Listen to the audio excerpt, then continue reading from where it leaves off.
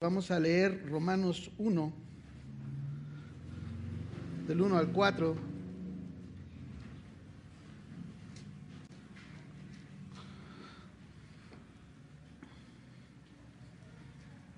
Y para mí fue un reto el tener una idea clara de qué es lo que tenía que compartirle a gente que quiero mucho, que ha formado parte esencial de mi formación, de mi vida.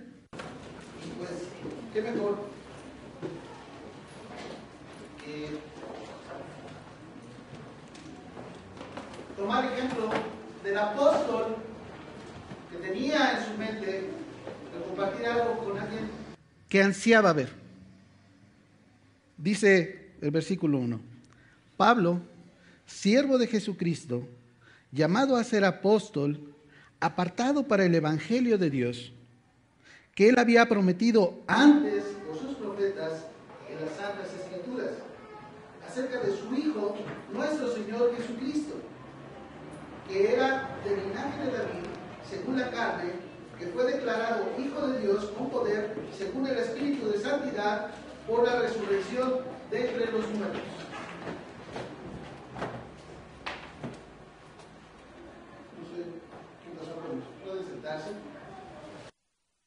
Como que está fallando aquí la tecnología y mi voz es un poco sorda, así que espero que puedan alcanzar a escucharme completamente. Tengo ahí un arbolito que espero les guste y que les deje anclada en la mente la idea que vamos a estar compartiendo el día de hoy.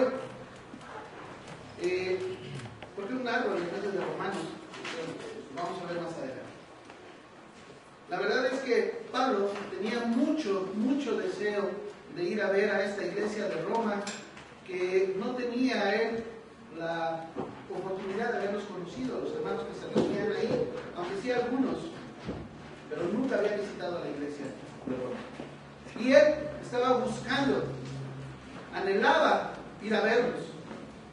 Eso está en el mismo capítulo 1, ahí en el texto de estos versos que acabamos de leer. Entonces, tomando ese mismo ejemplo, quise yo también tomar el tema que era esencial para él comunicarles a los hermanos que ansiaban ir a ver. Y su tema era totalmente cristocéntrico.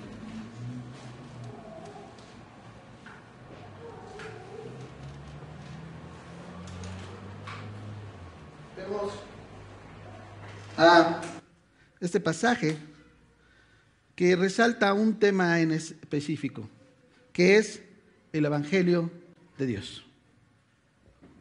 Pablo, siervo de Jesucristo, llamado a ser apóstol, apartado para el Evangelio de Dios. Y comenzamos con el primer verso a adquirir una serie de conceptos muy importantes que Pablo está tomando para explicar cuál es su deseo de comunicar lo del Evangelio de Dios.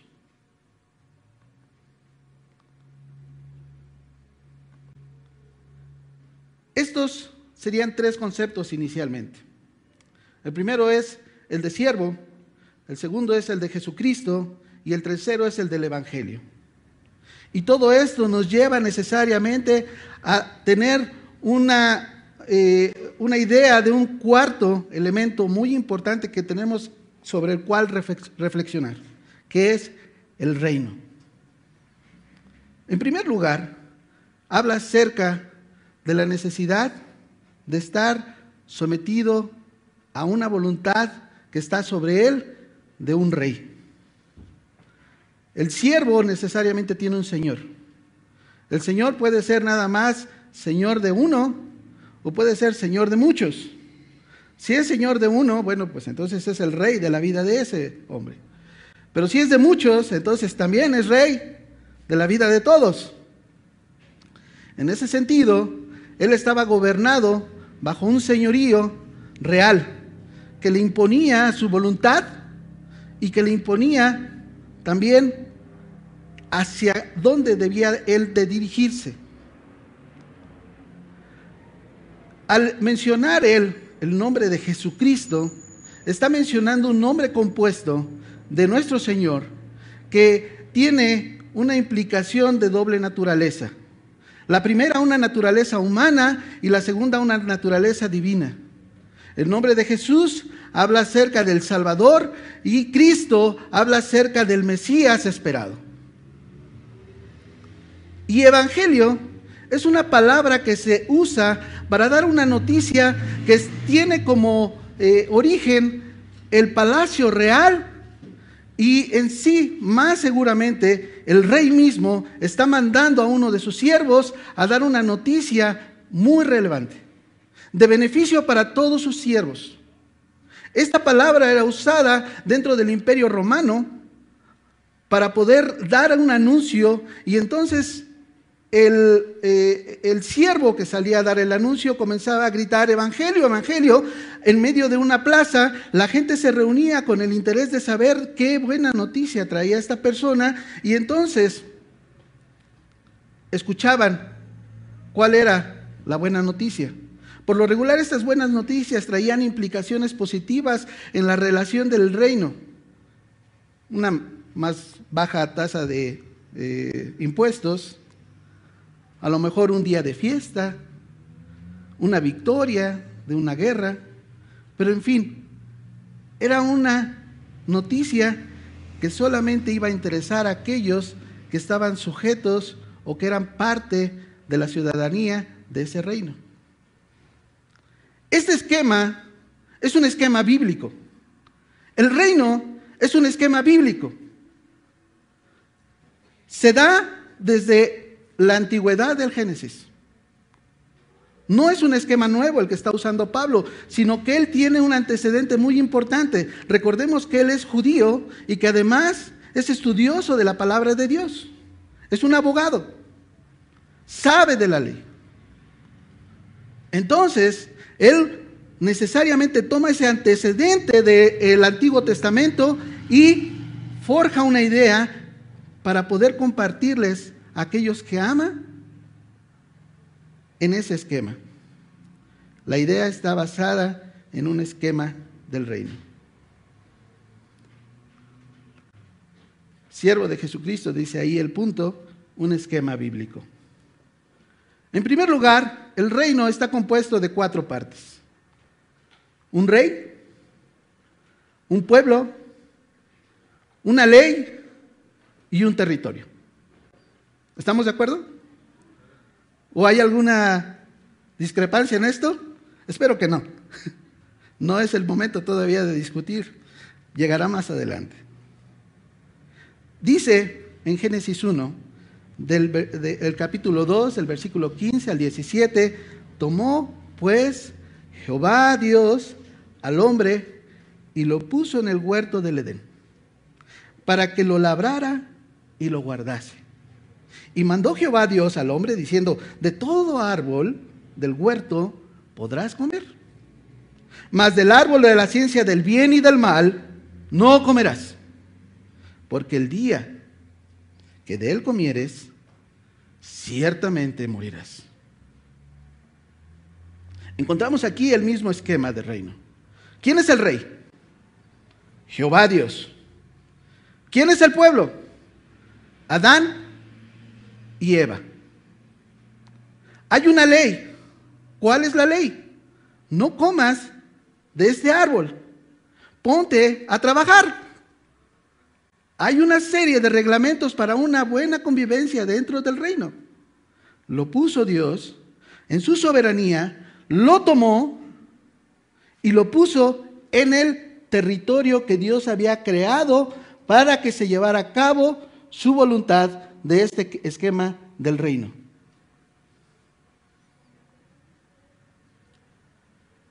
Aquí no dice que trató de convencer a Adán o que le argumentó que la mejor posición para él era estar en el huerto del Edén que él había creado. No. Simplemente no le toma algún parecer a Adán, sino que lo toma con todo su poder, con toda su soberanía, y lo pone en el huerto que Él había preparado para el hombre. La verdad es que el estar aquí ha cambiado tanto esto. Yo trabajé aquí. Era una imprenta. Aquí donde estoy había un área de serigrafía. Yo me sentaba hasta por allá, donde está la librería. Yo creo que si en ese momento me hubieran dicho a mí, ¿sabes qué, Oscar? Que tú ya no vas a trabajar aquí en unos años y esto ya no va a ser imprenta, no lo hubiera creído. Y yo creo que nuestro hermano Paco se hubiera espantado. La soberanía de Dios se manifiesta sobre sus siervos sin pedirles autorización. El creer en Jesucristo te lleva necesariamente a ser un siervo. Es lo que le pasó a Pablo. Pablo era un hombre que tenía su vida resuelta y que además era un hombre tan apasionado con sus principios y con su toda su manera y filosofía de pensar y también su fe, que podía luchar en contra de cualquiera, involucrar y entregar su vida totalmente en contra de aquel que llamaban el Mesías. Hasta que llega un encuentro directo de Jesús y le transforma su corazón. Y no tan solo lo hace entender que está actuando mal, sino que lo sujeta bajo sus pies, lo domina y lo pone en el lugar que debe estar. No le pide permiso, lo tira del caballo, lo deja ciego y le dice, ve con tal hombre porque él orará por ti y podrás ver nuevamente. Ese hombre era un cristiano. Lo que él perseguía ahora tiene que anhelar que le ayude. Él entiende muy bien esta parte de la palabra siervo, que se deriva de una palabra en griego que también se puede traducir como esclavo.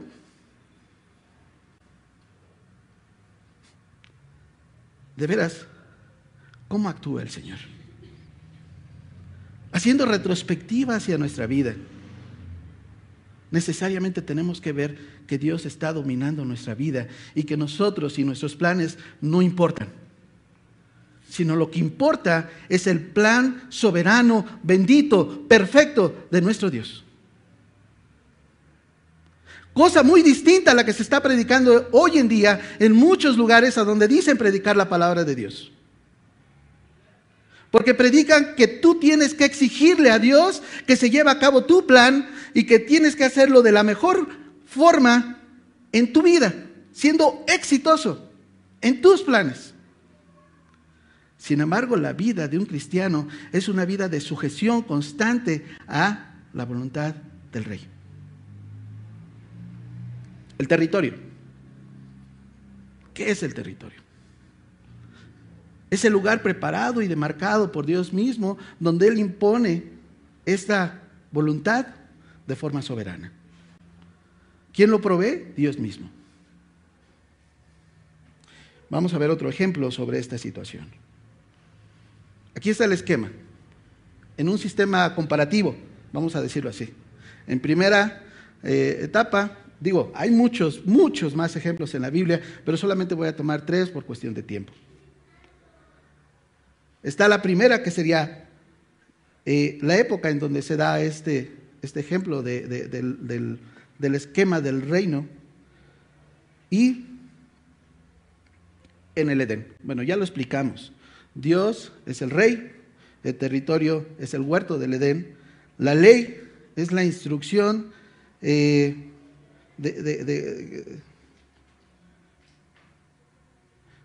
comportamiento y de tareas. Perdón, es que lo tengo más chiquito aquí.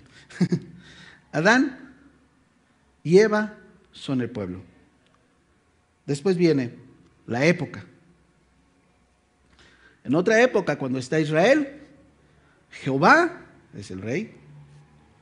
Canaán es la tierra o el territorio dado para que habite el pueblo y también para que se ubique la soberanía de Dios sobre ese territorio.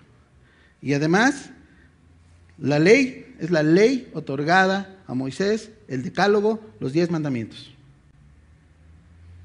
Después entendemos que el pueblo son los hijos de Abraham, es el Israel, que son los herederos de la fe de Abraham. No vamos a entrar en más discusiones, a lo mejor en un momento más adelante podríamos explicar un poquito más sobre este aspecto de la herencia de Abraham hacia sus verdaderos hijos. Pero ahorita nos vamos a ubicar solamente en saber que Israel, el pueblo de Dios, está compuesto de los que heredan la fe de Abraham. Ahora, más hacia nuestro presente. En la época de la iglesia, el rey es Dios, nuestro Señor Jesucristo, y el territorio no es aquí. No es este nuestro territorio. Nosotros estamos de forma pasajera aquí en este lugar. Nuestro territorio es un nuevo cielo y una nueva tierra, y esto lo pueden ver en Apocalipsis. Ahora, la ley es una vigencia de la ley que se ha dado a Moisés del decálogo en el sentido y en el uso moral. Aquí podríamos platicar un poquito sobre los reformadores, de cómo hablaban de que había 3 usos de la ley. El uso jurídico, que era la forma en que Dios imponía su soberanía gobernando al pueblo para que hubiera una convivencia justa y que no se desviaran en malas actividades o conductas, y que Dios regía a ese pueblo. Así como nosotros tenemos una ley, una constitución, la ley de Dios ocupaba ese papel también. Una ley ceremonial, donde había una serie de ritos que había de seguirse y estaban bien establecidos por la ley. Y el tercer uso de la ley es el uso moral de la ley. Ese uso de la ley sigue vigente en nuestros días. No hay un mandamiento del decálogo que vaya en contra de lo que es el cristianismo en nuestros días, o del cristianismo que predicó Pablo, o del cristianismo que nuestro Señor Jesucristo nos enseñó. La ley acompaña al cristiano. La ley es cumplida por Cristo. Y entonces no es abolida, sino que al ser cumplida nos da a nosotros una verificación de comportamiento según los estándares del cielo. Tenemos ahí una buena guía para entender lo que Dios quiere de nosotros, aunque no es con el propósito de la salvación, sí es con el propósito de la santificación.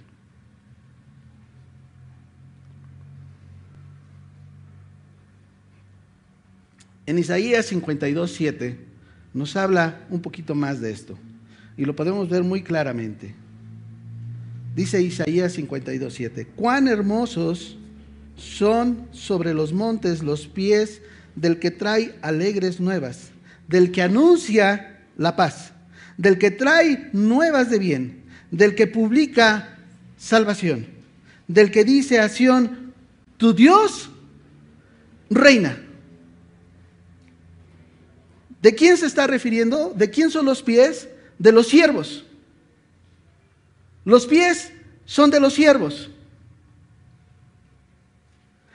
¿Y qué anuncia? Alegres nuevas. Este versículo, este verso, en la Septuaginta, que está traducida al griego, traduce en el hebreo también con la palabra evangelio, o con el origen de la palabra evangelio de nosotros en el idioma griego.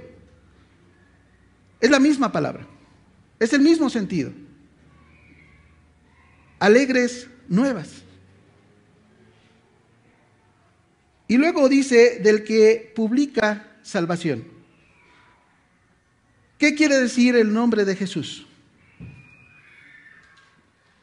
Salvador.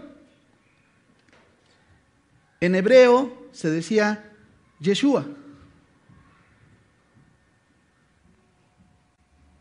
Del que publica a Yeshua.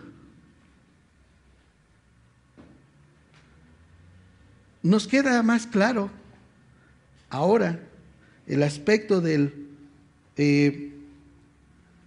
la forma en que Pablo tiene un esquema de explicación sobre esto, del reino. Somos siervos, estamos bajo un reinado y nuestro deber es anunciar que el rey está reinando.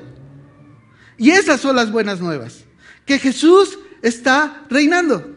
Hay muchos aspectos que tocar sobre el evangelio, hay muchísimo. Pero por hoy nos conformaremos con solamente una parte.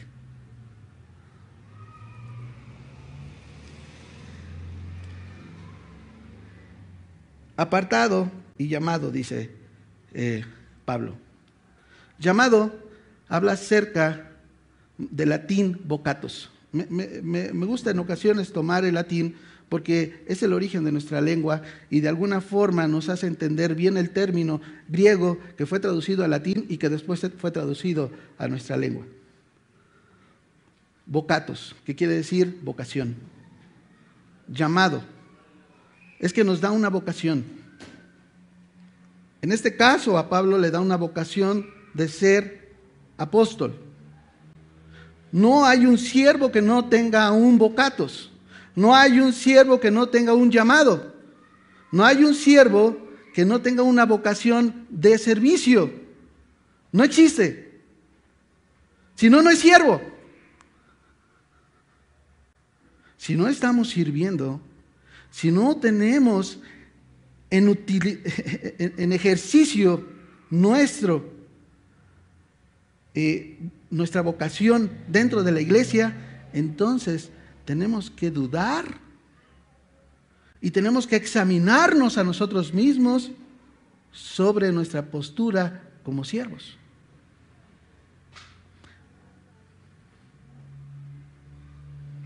¿Cuál es el origen del problema? ¿Por qué es necesario el evangelio? Porque, como veíamos en el primer ejemplo del Génesis, Dios estaba reinando y el hombre se rebeló contra Dios,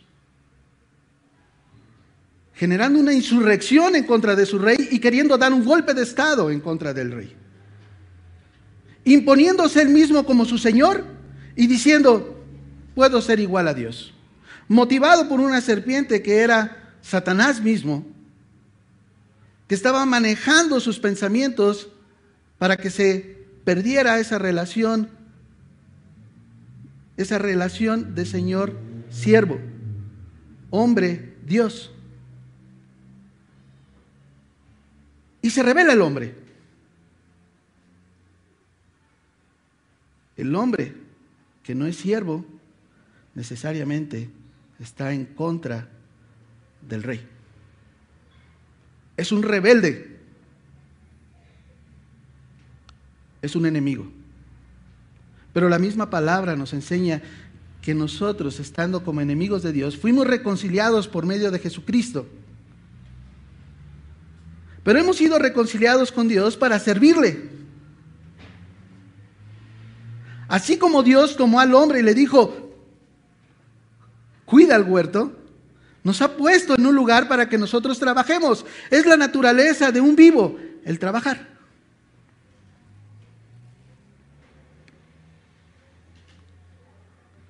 Después vemos la palabra apartado.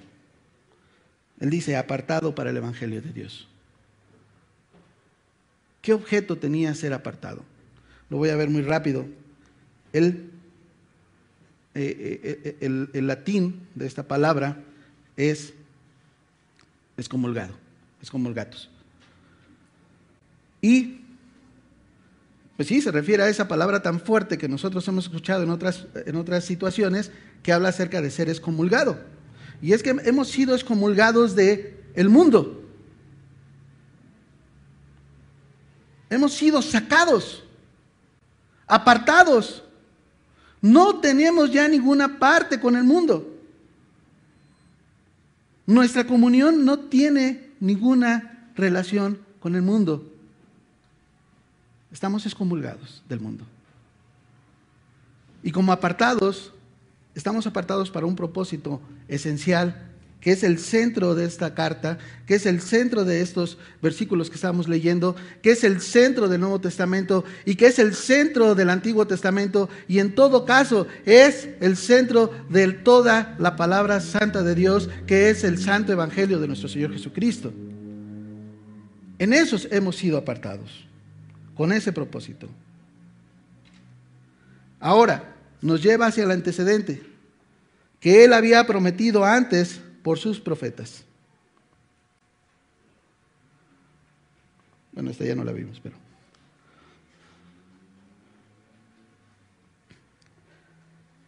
que Él había prometido antes por sus profetas en las Santas Escrituras. Aquí vemos algo, un aspecto muy importante, que es la promesa y su cumplimiento. Hay una relación muy importante entre los dos testamentos. Así como hay una relación muy importante entre el texto y su contexto, como hace un rato uno de nuestros hermanos nos decía, vamos a leer un poco antes para que entendamos el contexto.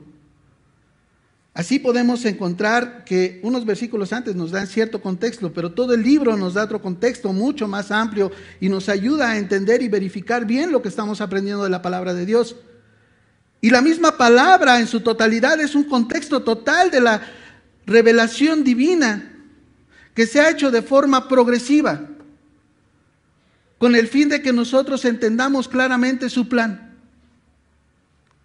Dios está obrando en la historia humana.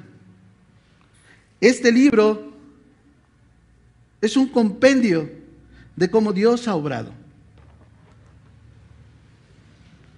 Este libro nos enseña claramente que hay una historia teológica que no es objetiva, porque ya nos está dando una interpretación de la misma historia. No está en búsqueda, como los actuales historiadores, ser muy objetivos y narrar el hecho en sí, sino que la Biblia nos está dando una interpretación de la historia humana para que nosotros entendamos claramente cómo Dios está obrando. Vamos a entender esto un poco más claramente. En primer lugar, comprendamos un poco qué es la promesa. La promesa es la voluntad expresa de Dios de autoimponerse una tarea redentora a favor del hombre. Porque esa es la promesa, la redención. Y Dios se la autoimpone. Nosotros no tenemos ninguna colaboración, ninguna... algo que motive a Dios a que haga esto, sino Dios en su misericordia está movido a redimir a la humanidad. Y se ha autoimpuesto una promesa y se la ha expresado a los hombres con el fin de que el hombre conozca cuál es su plan. Dice que se lo prometió antes por sus profetas. Podríamos entender que los profetas son los profetas mayores y los profetas menores, incluir a Samuel, incluir a otros como Elías, pero también podemos incluir todavía más atrás, incluyendo todo el canon bíblico. Esto es, a Moisés mismo como profeta. Vamos a leer en Deuteronomio 18:15 cómo Dios establece la profesión de Moisés como profeta.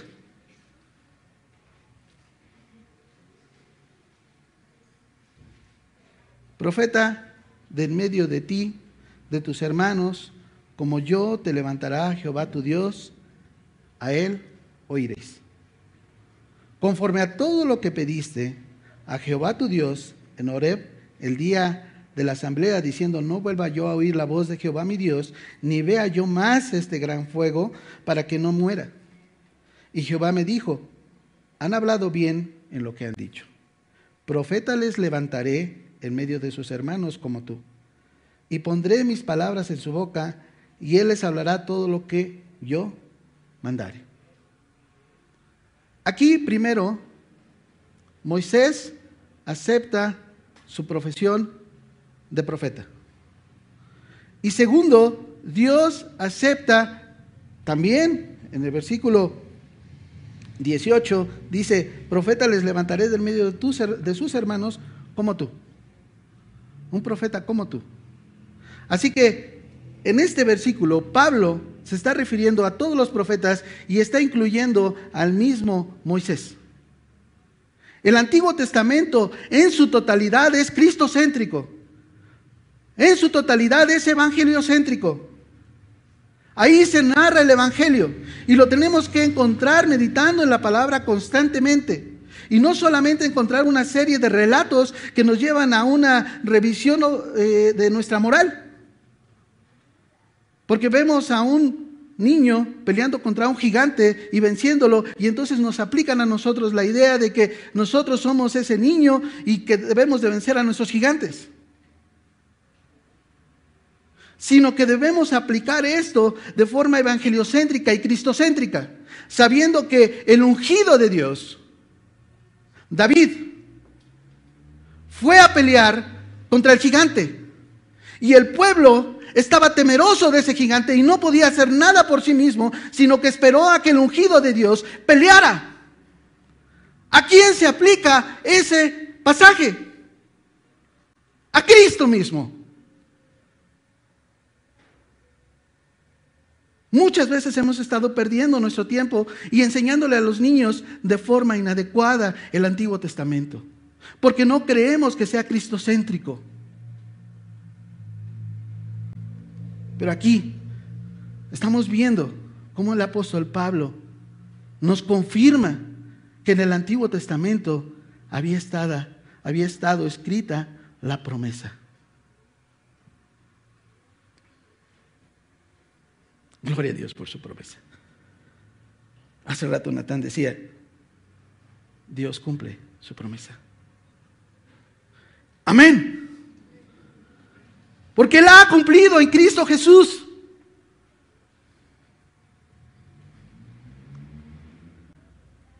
La revelación de Dios es aquí donde llega el porqué del arbolito.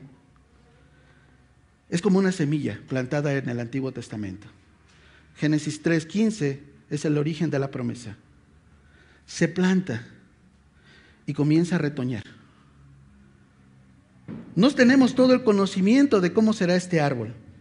No podemos entenderlo en su grandeza y majestad, porque apenas es una planta en ese momento. Sin embargo, hay una relación orgánica en toda la revelación divina que se está dando. Dios se está revelando y está revelando su plan. Y nosotros estamos observando al leer el Antiguo Testamento cómo Dios se ha revelado con todo y su plan. Hasta que llega a ser un frondoso árbol que otorga la salvación para la humanidad. Ese árbol es nuestro Señor Jesucristo, que ha cumplido en plenitud toda la promesa del Antiguo Testamento.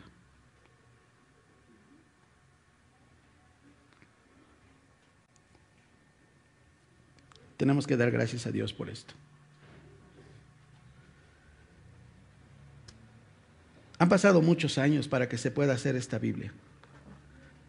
Ha sido un testimonio real de Dios obrando en la historia de la humanidad. No han sido solamente eventos históricos, sino que han sido eventos teológicos donde Dios está interviniendo y donde Dios está llevando a cabo su tarea de redención.